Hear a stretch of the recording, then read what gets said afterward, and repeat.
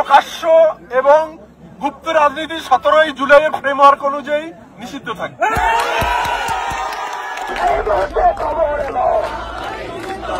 তীব্র আন্দোলনের মুখে ঢাকা বিশ্ববিদ্যালয়ের হলগুলোতে প্রকাশ্য ও গুপ্ত রাজনীতি নিষিদ্ধ করেছে বিশ্ববিদ্যালয় প্রশাসন। এতে করে গত বছরের 17 জুলাই ছাত্র রাজনীতি নিষিদ্ধের যে ঘোষণা সেটি বহাল রাখা হলো। শুক্রবার 8 আগস্ট রাত 2:45 বিশ্ববিদ্যালয়ের উপাচার্য অধ্যাপক ডক্টর নিয়াজ আহমেদ খানের উপস্থিতিতে এ ঘোষণা দেন প্রক্টর সাইফুদ্দিন আহমেদ।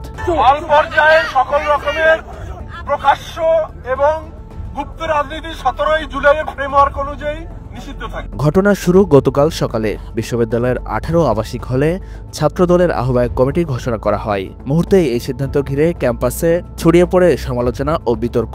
প্রতিবাদে রাতের আধারে বিভিন্ন হল থেকে শিক্ষার্থীরা মিছিল বের করেন। তাদের দাবি হলে হলে রাজনীতি সম্পূর্ণ নিষিদ্ধ করতে হবে। এক পর্যায়ে রোকেয়া হল ও শামসুন্নাহার হলের ছাত্রীরাও ফটকের তালা ভেঙে মিছিলে যোগ দেন।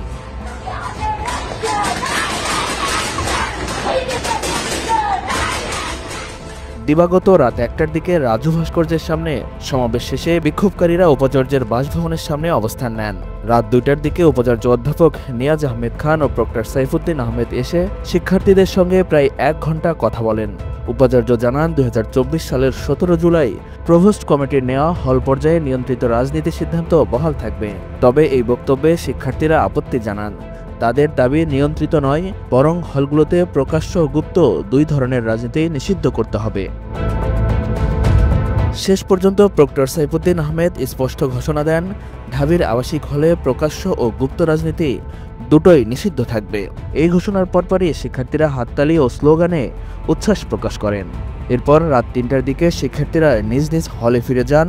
তারপর থেকে ক্যাম্পাস পরিস্থিতি শান্ত রয়েছে।